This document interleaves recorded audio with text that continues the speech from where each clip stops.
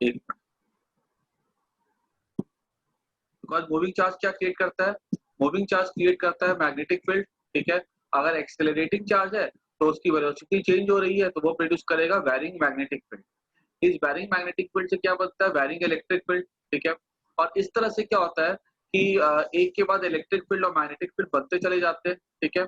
और ये जो वेव होती है आगे के डायरेक्शन में प्रोसीड होती चली जाती है, ठीक है। क्योंकि चार्ज है तो इलेक्ट्रिक मैग्नेटिक फील्ड बनता चला जाएगा, ठीक है।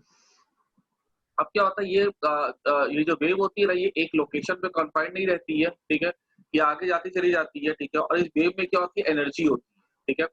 और यहाँ पे इलेक्ट्रिक फील्ड, मैग्नेटिक फील्ड और जो direction of propagation of the wave होता है, ये तीनों क्या होते हैं, म्यूचुअली परपेंडिकुलर होते हैं, एक दूसरे के राइट एंगल पे ही ट्रैवल करते हैं, ठीक है। अब हम बात करने जा रहे हैं, नेक्स्ट हमारा होगा relation between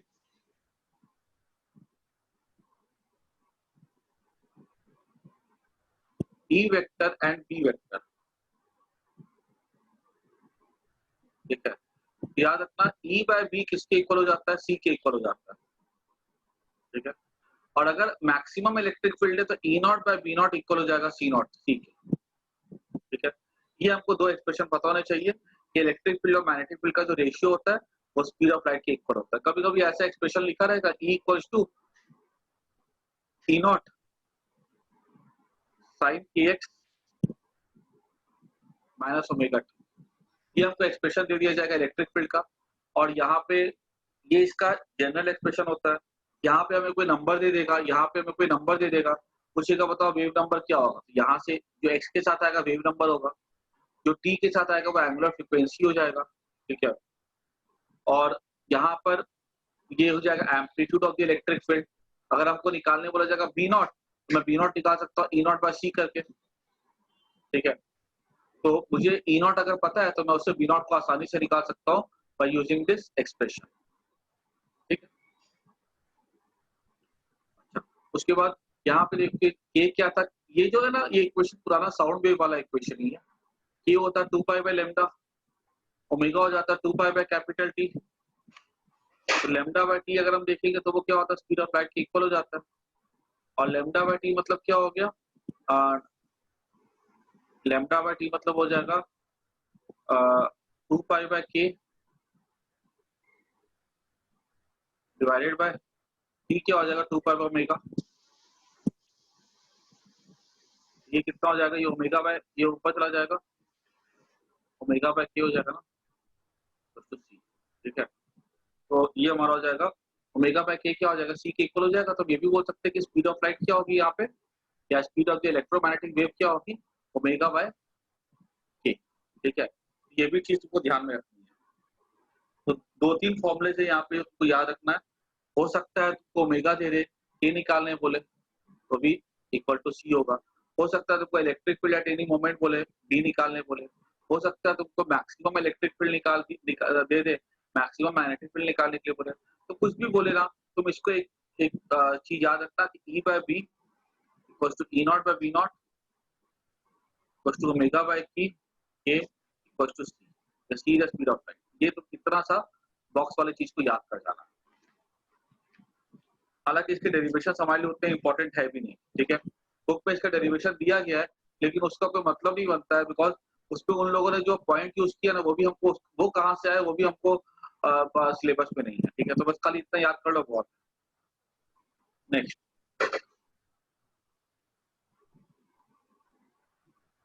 energy density, energy density इन इलेक्ट्रोमैग्नेटिक वेव। इलेक्ट्रोमैग्नेटिक वेव के पास एनर्जी होती है, ठीक है। इसका सबसे बड़ा एविडेंस क्या है कि हम फोन यूज करते हैं, हमारा फोन वाइब्रेट करने लगता है, हमारा फोन रिंग करने लगता है। हमारा अचानक से हमारा फोन अभी कुछ हुआ नहीं, अचानक से फोन वाइब्रेट करना स्टार्ट कर दिया। अचानक से कैसे हो सकता है, क्योंकि बाहर से कोई इलेक्ट्रोमैग्नेटिक वेव आकर के गिरी उसके ऊपर, तब ना उस पे वाइब्रेशन स्टार्ट हुआ। तो कुछ ना कुछ उसके ऊपर उसको वाइब्रेट करने के लिए अगर उस पर देख रहे तो कहीं ना कहीं उसको एनर्जी मिली, ठीक है। तो वो एनर्जी कहाँ से मिलती है, तो आंसर इलेक्ट्रोमैग्नेटिक वेव से एनर्जी मिलती है। तो अगर इलेक्ट्रोमैग्नेटिक वेव के पास अगर एनर्जी है तो हम क्या बोल सकते हैं कि उसके पास एनर्जी डेंसिटी भी होगी, बिकॉज सीधी सी बात है, एनर्जी बाय वॉल्यूम क्या होता है, एनर्जी डेंसिटी होती है। अगर हम बात करें एनर्जी डेंसिटी की तो उसका सिंबल हो जाता है हाफ एप्सिलॉन नॉट ई का square plus half B square by mu nought का स्क्वायर। ये हमने पढ़ के रखा था ना, ये energy density in the electric field, energy density in the magnetic field, ठीक है। और ये जो है ना, ठीक है, ये इसकी हो जाएगी maximum energy, maximum energy density, ठीक है। तो इसको मैं खाली नहीं, इसको मैं ऐसा लिख देता हूँ, खाली एनर्जी डेंसिटी, ठीक है। Energy density at any instant क्या हो जाएगा, हाफ एप्सिलॉन नॉट ई का square plus half B square by mu nought, where E is the electric field at any instant and B is the magnetic field at any instant, ठीक है। अब ये जो energy density जो होती है ना, ठीक है, लगातार चेंज कर रही है क्योंकि E चेंज कर रहा है। यहाँ पे ये चेंज कर रहा होगा, ठीक है, सॉरी ये चेंज नहीं करेगा, ये चेंज करेगा, E चेंज करेगा, ठीक है। तो क्या होगा, एनर्जी डेंसिटी चेंज करेगी, B चेंज होगा तो एनर्जी डेंसिटी चेंज करेगी। तो अब यहाँ से हमसे अगर ऐसा पूछा जाए ना कि मैक्सिमम एनर्जी क्या हो सकती है और मिनिमम एनर्जी क्या हो सकती है, तो हम ऐसा बोल सकते हैं मैक्सिमम एनर्जी क्या होगी, half epsilon not E not का स्क्वायर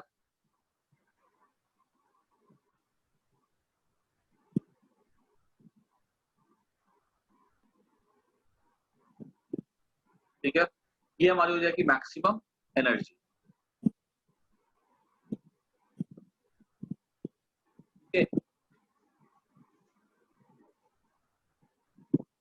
अब उसके बाद अगर पूछा जाएगा कि एवरेज एनर्जी डेंसिटी क्या होगी,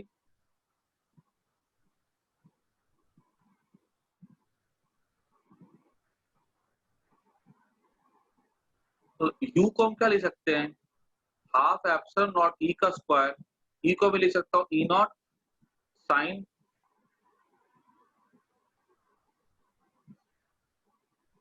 plus half epsilon naught mu naught B naught का स्क्वायर,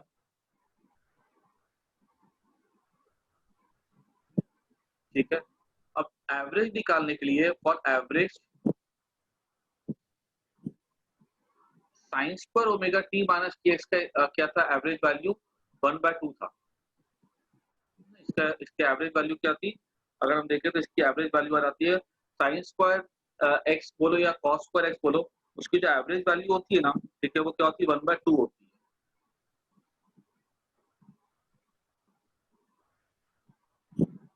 इंटू 1/2 प्लस 1/2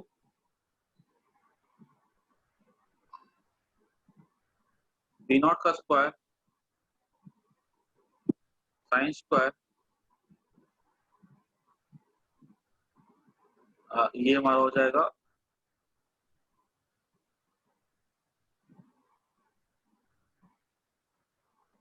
1/2, ये हमारा हो जाएगा 1/4 एप्सिलॉन नॉट ई का स्क्वायर प्लस 1/4 म्यू नॉट,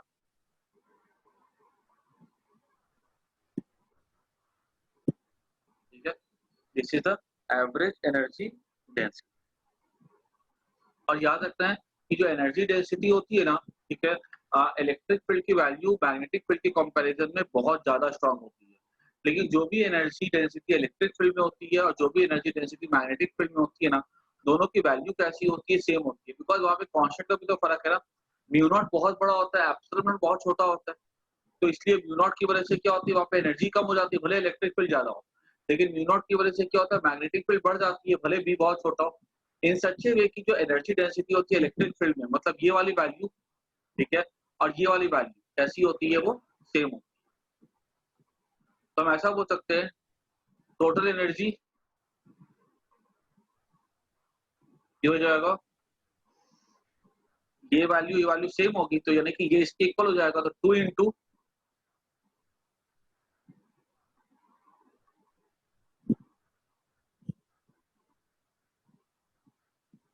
इसको बोल सकते हैं एनर्जी डेंसिटी, ठीक है। ये भी क्या हो गया, एनर्जी डेंसिटी हो गया, एवरेज एनर्जी डेंसिटी, बिकॉज ये वाले पार्ट पे और ये वाले पार्ट पे कैसी होती है, वो सेम होती है। ठीक है, तो जिसको नोट कर जाना, ये हमको क्या देगा, ये हमको देगा instantaneous energy density at any moment. ठीक है, और चूंकि एनर्जी डेंसिटी, एक चीज ध्यान से सुनना, मैंने बोला था कि एनर्जी डेंसिटी लगातार चेंज करती रहेगी। ठीक है, क्योंकि देखो पहले क्या होगा, ये ऐसे था तो बढ़ रहा है इलेक्ट्रोमैग्नेटिक फील्ड। ठीक है, और ये ऐसे था, ये भी बढ़ रहा है, तो पहले मैक्सिमम होगी, फिर घटे घटे घटे के फिर जीरो हो जाएगी ना। तो एनर्जी डेंसिटी जो होती है ना इलेक्ट्रोमैग्नेटिक वेव में लगातार चेंज होती रहती है। तो अगर चेंज हो रही है तो हमको उसके लिए अगर एवरेज वैल्यू चाहिए ना, तो उसकी एवरेज वैल्यू कैसे निकालते हैं, साइन स्क्वायर का एवरेज ले लो और यहाँ भी साइन स्क्वायर का एवरेज ले लो। साइन स्क्वायर का एवरेज क्या हो जाएगा, 3/2 हो जाएगा।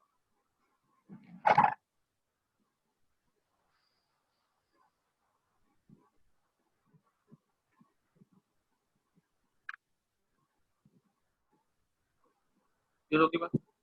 उसके बाद important characteristics of electromagnetic waves. ठीक है, इसके पॉइंट ना तुमको याद कर जाना है कि इलेक्ट्रोमैग्नेटिक वेव जो होती है वो प्रोड्यूस होती है एक्सेलरेटेड चार्ज से, बताया था मैंने। उनको किसी भी तरह का मीडियम की जरूरत नहीं होती है, सन की रेज डायरेक्टली अर्थ पे आती है without requirement of any medium. उसके बाद जो speed of the electromagnetic wave होती है वो होती है सी की वैल्यू थी 1/√ओवर mu naught into epsilon naught. ठीक है, यहाँ पे खाली वैल्यू पुट कर दो। ठीक है, तो और एप्सिलॉन नॉट म्यू नॉट की वैल्यू क्या थी, 4 पाई इंटू 10⁻⁷।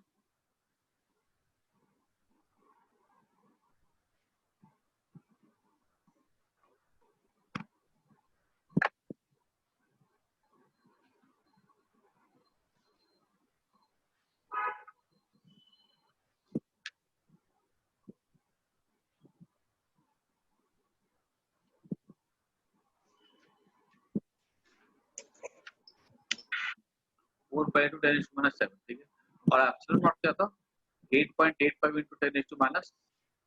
ठीक है, विद प्रॉपर यूनिट यहाँ पुट कर देंगे। अगर हमने यहाँ पे 1/√u0 इंटू सी आपने किया तो हमको उससे जो आंसर मिलेगा ना इसका पूरा करके, तो हमको 3 × 10⁸ आएगा, तो सी के इक्वल हो जाएगा। तो हमने यहाँ से ये सीखा कि इसकी जो वैल्यू होती है ना 1/√u0 एप्सिलॉन नॉट इसकी के इक्वल होती है। उसके बोला गया कि इलेक्ट्रोमैग्नेटिक वेव्स की कैरेक्टरिस्टिक क्या थी कि जो इलेक्ट्रिक फील्ड होता है, जो मैग्नेटिक फील्ड होता है, और जो direction of propagation of the wave होता है, वो तीनों कैसे होते हैं, एक दूसरे के परपेंडिकुलर होते हैं।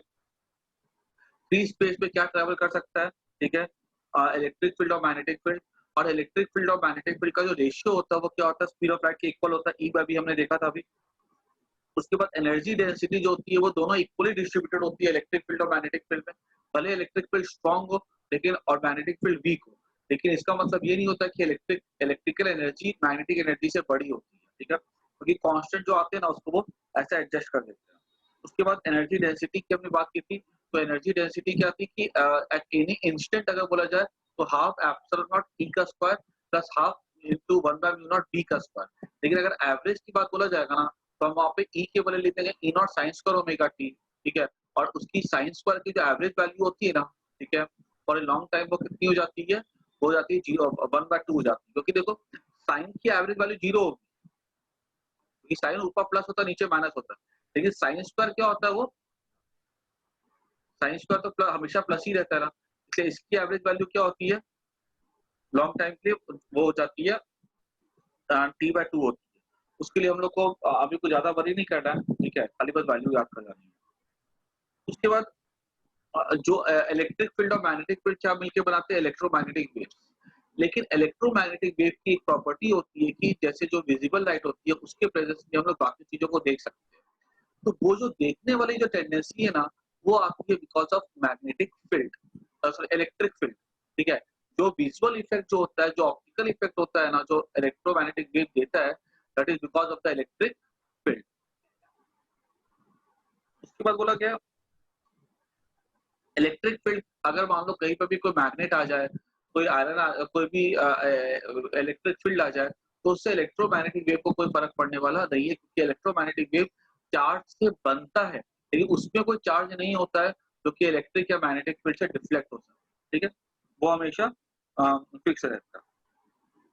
ठीक है, तो ये कुछ प्रॉपर्टी थी इलेक्ट्रोमैग्नेटिक वेव्स की, ठीक है, जो कि ध्यान में रखनी है। हालांकि प्रॉपर्टी हमारे एग्जाम में ऐसा कुछ खास लिखने के लिए आती नहीं है, लेकिन लेकिन बस तुमको एक चीज याद रखना है। अगर मैं तुम्हें समझाऊं ना, तुमको मैं ऐसे बोल सकता हूँ कि जैसे देखो, एक जो लिविंग बीइंग का जो जनरेशन, लिविंग बीइंग की जो स्केल है, वो कहाँ से स्टार्ट होती है? वो बहुत छोटे से वायरस से स्टार्ट होती है, और जो जो कि जाके खत्म हो जाती है ब्लू वेल तक। तो इतनी छोटी से लेकर इतनी बड़ी चीजें तक की है। लेकिन अगर हम बात करें ना, लेकिन अगर हम बात करें इतने बड़े क्या कहते हैं ब्रह्मांड में, हम लोग ह्यूमन बीइंग्स, ठीक है, हम लोग का साइज ना तो बहुत छोटा है ना तो बहुत बड़ा है, फिर भी ह्यूमन बीइंग्स का एक इम्पोर्टेंट एग्जिस्टेंस है, ठीक है। तो इस लिविंग क्रिएचर के फील्ड में इन द सेम वे, जो क्या कहते हैं इलेक्ट्रोमैग्नेटिक वेव्स होती है ना, वो स्टार्ट कहाँ से होती है? वो स्टार्ट हो जाती है गामा रेस, ठीक है। गामा रेस से स्टार्ट होती है, खत्म होती है जाकर के अप टिल रेडियो वेव। उस पूरे वे पे एक छोटा-सा पार्ट होता है जो हमारे लिए इम्पोर्टेंट होता है, वो होता है विजिबल स्पेक्ट्रम।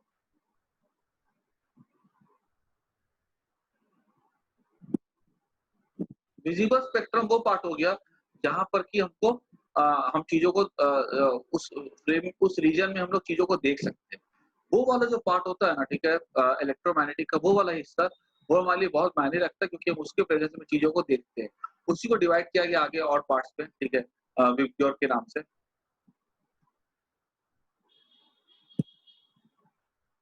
क्लियर होगी बात? अब एग्ज़ाम में क्वेश्चन कैसे आएँगे? प्रूव दैट,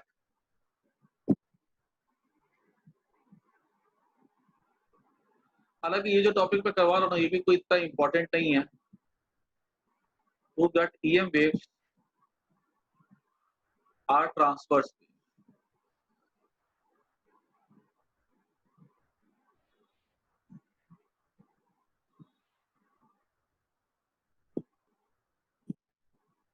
देखो, ट्रांसवर्स वेव पे क्या होता है कि मान लो कोई पार्टिकल है, अगर जैसे कि मान लो वेव अगर ऐसे जा रही है, ठीक है, पार्टिकल अगर ऐसे ही ऑसिलेट कर रहा है, ठीक है, तो ये होगा longitudinal wave.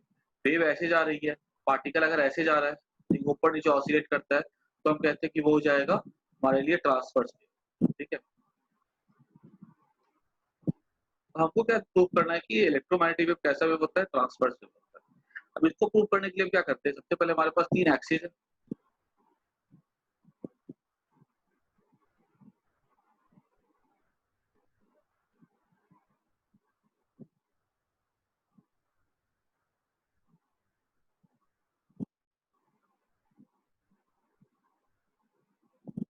X axis, Y axis, Z axis.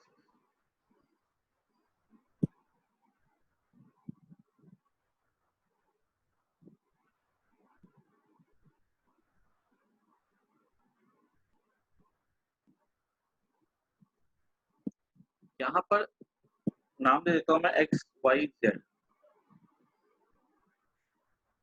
यहाँ पे क्या क्रिएट होता है? यहाँ पे एक इलेक्ट्रोमैग्नेटिक वेव क्रिएट होती है। वो जो इलेक्ट्रोमैग्नेटिक वेव होती है वो एरो से हम दिखाते हैं ताकि किधर जा रही है आपको समझ में आ जाए। यहाँ पे ना एक बनाया जाता है इसके परपेंडिकुलर एक स्ट्रक्चर, ऐसे प्लेट टाइप का।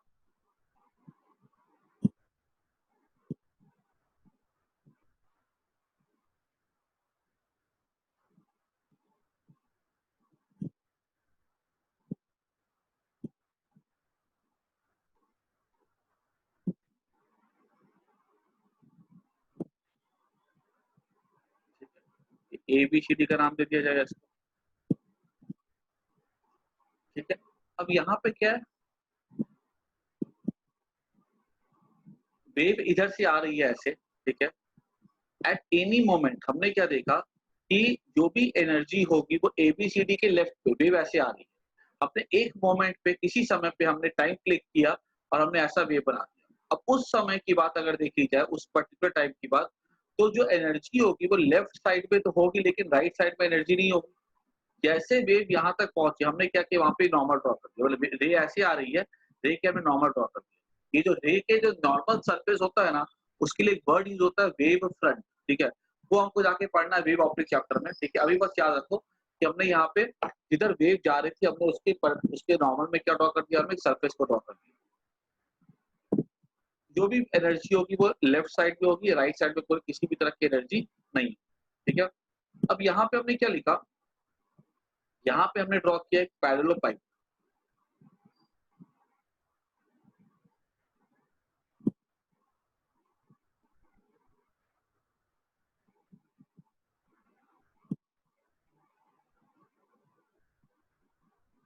ठीक है, ये हमने यहाँ पे ड्रॉ कर दिया एक पैरेलल पाइप, तो अच्छे से ड्रॉ करता हूँ।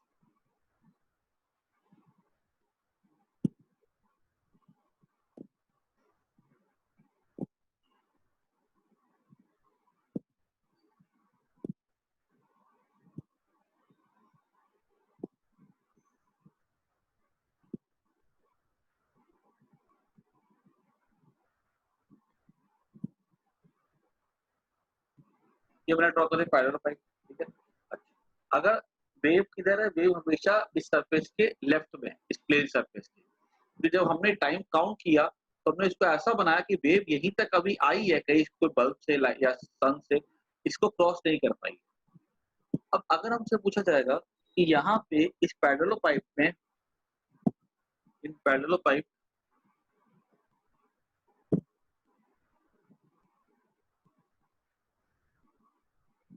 सर्कुलर इंटीग्रेशन ऑफ ईडीएस क्या होगा, ठीक है। ये सब सरफेस है, ठीक है। डीएक्स इसके लेंथ होगा,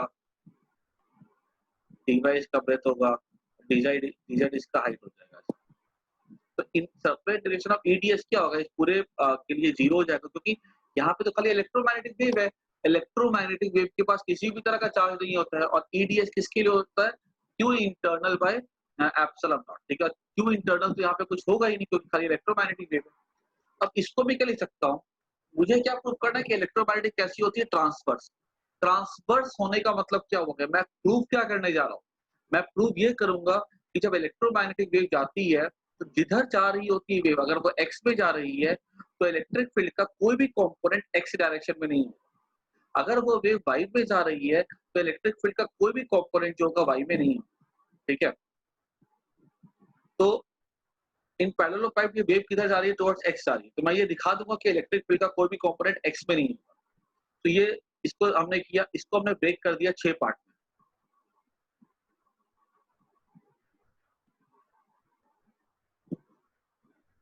ठीक है। और यहाँ पे हमने सब में ईडीएस लिख दिया। अब देखो तो यहाँ पे इसको मैं अगर नाम दूंगा ध्यान से, ए बी सी डी, ठीक है, ई एफ जी एच, ठीक है। अब यहाँ पे हम क्या लिखेंगे, ए ई एच बी,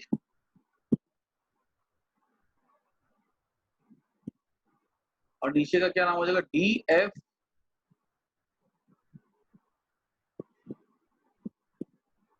जी, ठीक है। ये जी है,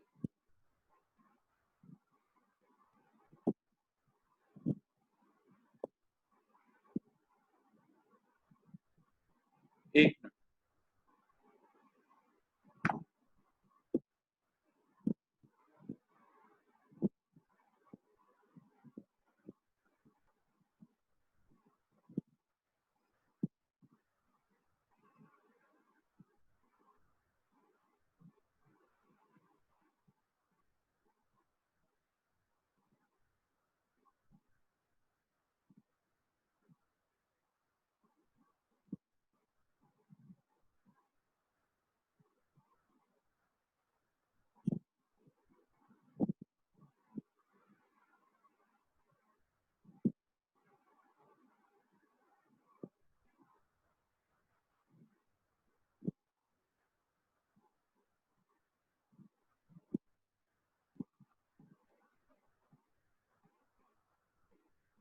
ए B C D E F G H,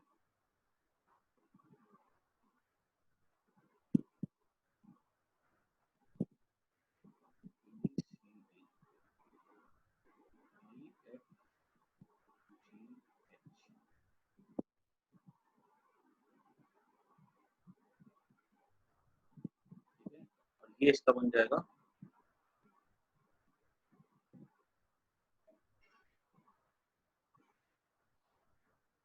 answer.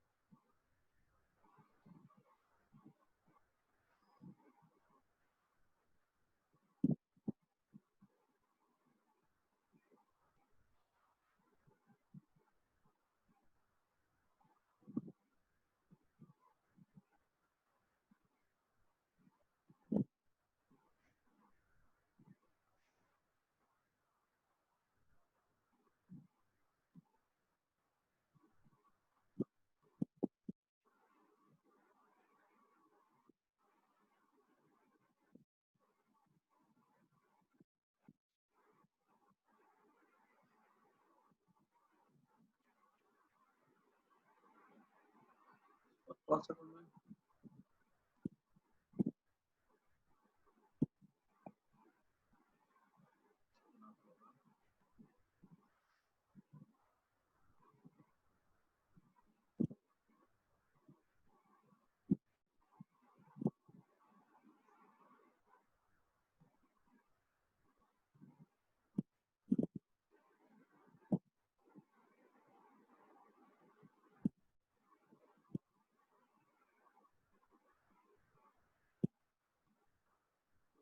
ठीक है, ये इसके सामने से जा रहा है पैरेलल पे।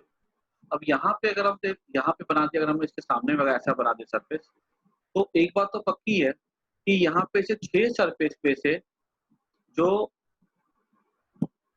यहाँ पे इलेक्ट्रिक फील्ड आएंगे, कहाँ पे आएगा? एक टॉप सरफेस, बॉटम सरफेस, ठीक है, ये हमारा हो जाएगा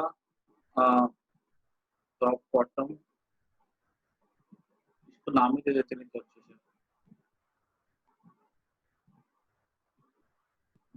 ये हमारा एक नाम हो जाएगा ABCD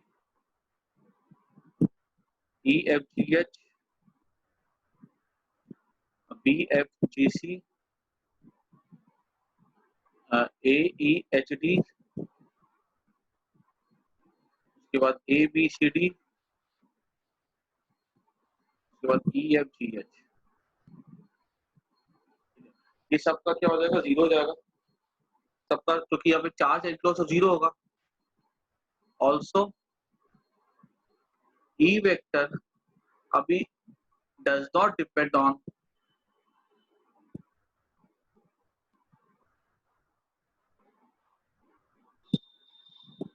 Y and Z axis. Electric field का फॉर्मूला क्या था?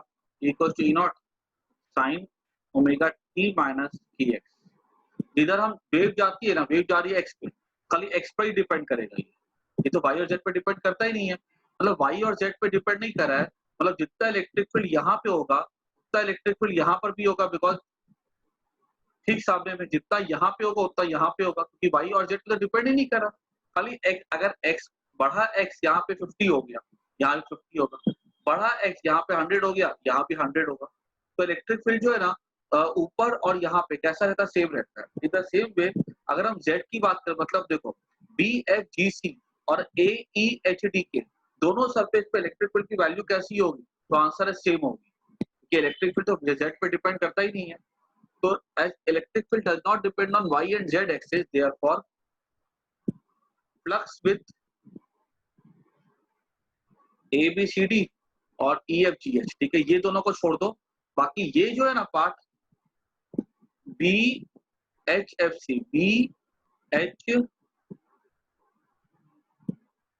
BFGC, ठीक है, BFGC और AEHD ये आमने सामने वाला 0 बना देगा। उसके बाद ABCD ये भी लिख दिया था मैंने, फिर से रिपीट हो रहा है।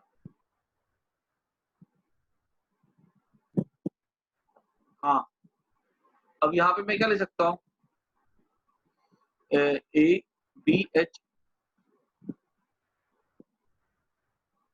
बी एफ ऊपर हो गया, अब ए डी एच ई हो गया, वो हो गया, बी एफ जी सी हो गया, ए ई एच डी हो गया, ऊपर क्या बचा, ए ई एफ बी, और नीचे क्या बचेगा, डी एच जी सी। ये दोनों, अब ये ऊपर नीचे वाला भी कैंसिल हो जाएगा ना, कि ऊपर भी इलेक्ट्रिक फील्ड, नीचे इलेक्ट्रिक फील्ड, दोनों जगह इलेक्ट्रिक फील्ड तो सेम है, और फ्लक्स तो ऑब्वियस सी बात है, ये फील्ड एरिया वेक्टर ऐसा जाएगा यहाँ से, नीचे एरिया वेक्टर ऐसा जाएगा, ऊपर जितना फील्ड उतना फील्ड नीचे, एरिया वेक्टर उल्टा है तो क्या होगा, कैंसिल कर जाएगा। A in the same way B F G C और ए ई एच डी दोनों कैंसिल कर जाएगा, तो खाली बचेगा किसका, ये ए बी सी डी का और ई एफ जी एच का बचेगा। देखो flux with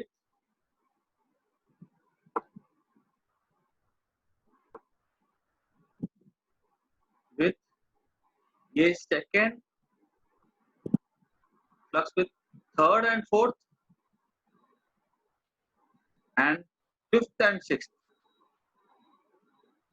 will cancel out, क्योंकि ऊपर जितना इलेक्ट्रिक फील्ड नीचे उतना इलेक्ट्रिक फील्ड, एरिया वेक्टर का direction opposite, electric field same है, एरिया वेक्टर ऑपोजिट होगा, तो ई cos 180 हो जाएगा, एक के लिए प्लस फ्लक्स आएगा, दूसरे के लिए माइनस फ्लक्स आएगा। इन द सेम वे एक सामने में एक पीछे की तरफ है, मतलब ए ई एच डी सामने के पीछे की तरफ है, और बी एफ जी सी सामने, ये पीछे की तरफ है, ये सामने की तरफ है, इसका एरिया स्क्रीन के अंदर है, इसका इसका बी एफ जी सी का एरिया स्क्रीन के बाहर है, इसका भी फ्लक्स 0 हो जाएगा, तो बचेगा किसका, खाली इसका बचेगा ना। ठीक है, तो मैं क्या ले सकता हूँ यहाँ पे,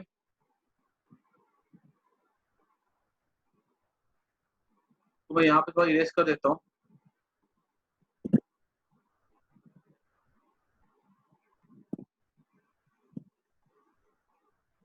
ईडीएस क्यों 0 तो वहां पे लिख देना, because charge enclosed is 0, therefore ABCD के लिए मैं क्या लिख सकता हूँ, ई एक्स इंटू इसका एरिया मान लो छोटा एरिया डीए है, plus E F G H, इसका एरिया यहाँ पे मान लो फील्ड ई डैश एक्स है, क्योंकि इलेक्ट्रिक फील्ड इस पे तो डिपेंड करता है ना, क्या कहते हैं लेंथ पे, जैसे जैसे जाएंगे इलेक्ट्रिक फील्ड चेंज करेगा। अब देखो यहाँ पे तो अगर मैं एंगल ले लेता हूँ इसके साथ एरिया बाहर की तरफ होगा, तो इलेक्ट्रिक फील्ड अंदर की तरफ होगा, तो ये क्या हो जाएगा, ये तो यहाँ पे लिखेंगे ना अगर हम लोग डॉट में, यहाँ cos 180 आएगा, और यहाँ पे अगर मैं लिखूंगा ना तो इलेक्ट्रिक फील्ड बाहर की तरफ होगा और एरिया भी बाहर की तरफ होगा, तो इसके लिए cos 0 आएगा, इसके लिए cos 180 आएगा, तो मैं क्या ले सकता हूँ, ई एक्स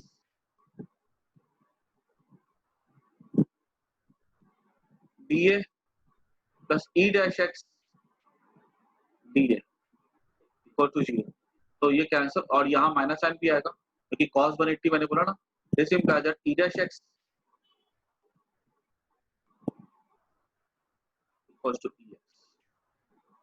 ठीक है, ये हमको मिल गया एक expression, E x equals to E dash X. अब देखो यहाँ पे दो बातें समझाता है कि इलेक्ट्रिक फील्ड जो यहाँ पर होगा वही इलेक्ट्रिक फील्ड यहाँ पर भी होगा, तभी उसका क्या होगा, वो 0 हो जाएगा, बाकी का तो 0 होना ही होना है, क्योंकि वो तो इक्वल है तो कैंसिल कर जाएगा। अब यहाँ पर भी दो बातें निकल कर क्या आ रही है, या ये इसके इक्वल होगा, this is possible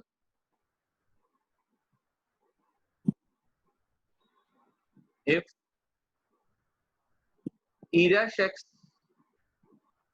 equals to E x और E dash x equals to E x equals to 0।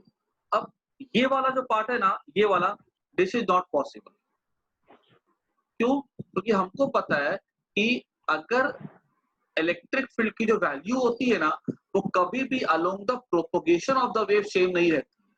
अगर इलेक्ट्रिक फील्ड की value propagation of the wave अगर सेम रहेगी तो वो कभी भी एनर्जी को प्रोपोगेट कर ही नहीं पाएगा, वो कभी भी मैग्नेटिक फील्ड क्रिएट कर ही नहीं पाएगा जिससे कि एनर्जी आगे बढ़े। ठीक है, because static field because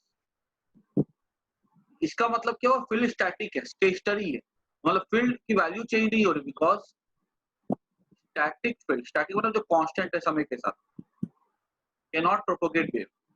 wave केवल वही प्रोपोगेट कर सकता है जो फील्ड समय के साथ वेरी करे। ये जो है ना बहुत थ्योरेटिकल टाइप का है। ठीक है, हालांकि सीबीएसई बोर्ड पे दिया हुआ भी नहीं है और आईएससी बोर्ड में ये कभी पूछा भी नहीं गया। टेक्स्ट बुक पे खाली दिया हुआ लेकिन आज तक ये पूछा नहीं गया। देयरफॉर ये पॉसिबल नहीं है because static field can not propagate wave.